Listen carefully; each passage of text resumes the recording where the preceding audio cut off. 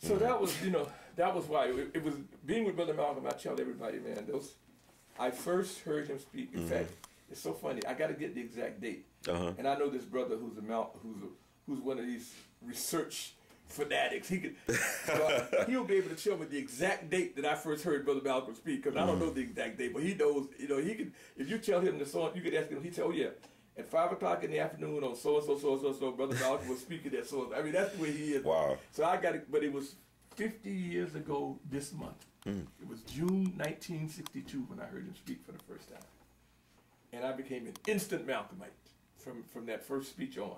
Hearing him speak, man, it was just, I was mesmerized by it. Have never heard anybody speak like that in my life. Oh, wow. And there were two things he said that stuck with me forever. One was that we are not up against white individuals like a George Wallace or Senator Eastland or Bull Connor. We're up against a system of white supremacy. That was eye-opening. And the second thing he did that I had never heard before was he focused as much attention on the psychological attacks as he did on the physical attacks. He was saying that this society has a constant psychological attack on our minds. And though the physical attacks in 2012 have been significantly reduced, not eliminated, right, but significantly reduced, the psychological attacks are unrelenting. And they go on and on and on and on, and most of our people are not even aware of the strength of these psychological attacks. They will criticize me when I say I would never go see the movie Precious because of what it was saying and what it was portraying. And The Blind Side. I can name half a dozen families that I know that took a black child in. We know when the family that you don't see no movies about them, but this white woman does. It becomes like a big Hollywood movie with all the. All of that is part of the psychological attack. And Brother Malcolm spoke consistently about that. And until we recognize that, we were never going to get very far, because we refuse to deal with that.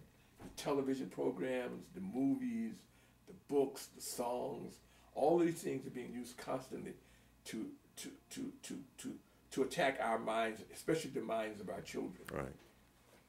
I mean, you said all that, like the unrelenting, like it's still happening in 2012. I want to get Malcolm talk about a system-wide supremacist versus this individual study case by case. What are your thoughts about Trayvon Martin and our response to that as a community? Trayvon Martin, to me, was inevitable. That is what happens to members of a group of people who are not unified and who are complacent. If we were doing what we should be doing as a group of people, George Zimmerman would have been afraid to do what he did. That's what it is. I mean, of course, it's on Zimmerman for doing it, but we share some of the blame by being not unified and complacent. So people, I mean, look at things people are saying now. These white people are now going back to saying things and doing things that they would not have done 30-some years ago. Because they know we're still floating around here like everything is cool. But that's what I feel about Trayvon. It was a tragedy that that young boy should not have been killed. And if we were doing what we were doing as a people and organized the way we should be organized and defending and protecting our interests the way Brother Malcolm told us to, Zimmerman would have been afraid to do that.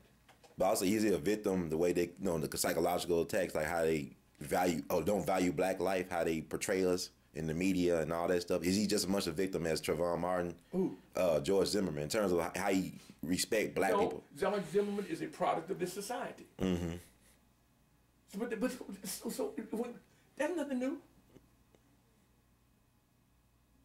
That's nothing new. He is a product of a white supremacist society. Right. So you don't view him as a victim because he's a product of white supremacy? No. That's most certainly do not. Now, if he had swallowed the society's, attitude towards black people, especially young black males, I don't regard him as a victim at all. I regard what it is, of course, is people like Zimmerman and other people like that. They are tools of the society.